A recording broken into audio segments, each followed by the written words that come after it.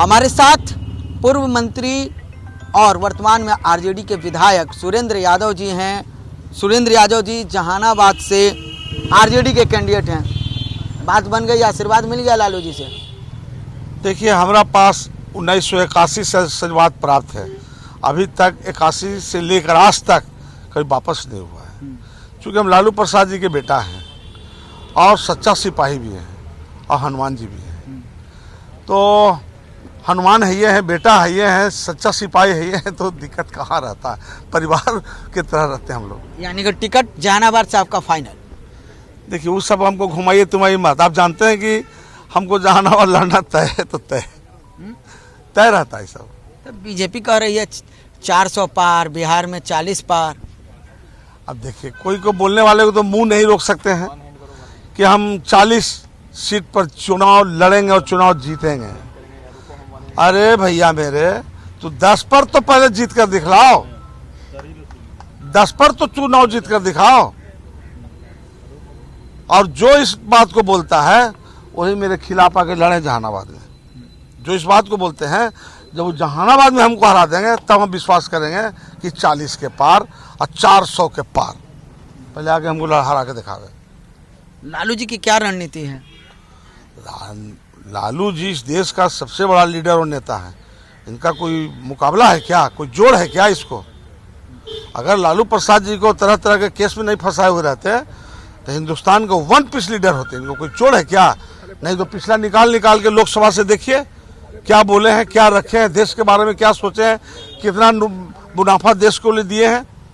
कोई जोड़ नहीं है लालू प्रसाद जी का।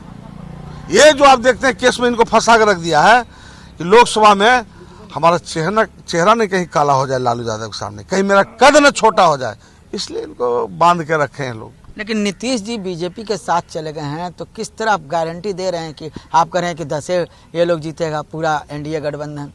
हम जब लड़े तब नीतीश जी हमारे अभिभावक हैं, तब बीजेपी के साथ रहे। तैयो सुरेंद्र यादव 35 साल से यही है। ये मेरा जवाब हुआ। नीतीश जी का 35 साल से है। अब मेन दरवाजा से हम आते हैं, बैक डोर से नहीं आते हैं। नीतीश जी का सहयोग मिलता है? देखिए, तो हमारे गार्जियन तो आशीर्वाद तो रखबे नहीं करेगा। गार्जियन तो आशीर्वाद तो रखबे नहीं करेगा। और किसका आशीर्वाद है? लालू प्रसाद जी के, राजमाता राबड़ी देवी के, तेजस्वी बाबू का और जनता क्षेत्र के जनता का। पिछली बार आप चुनाव हार गए थे, कितने वोटों से और क्या कमियां रह गई थी?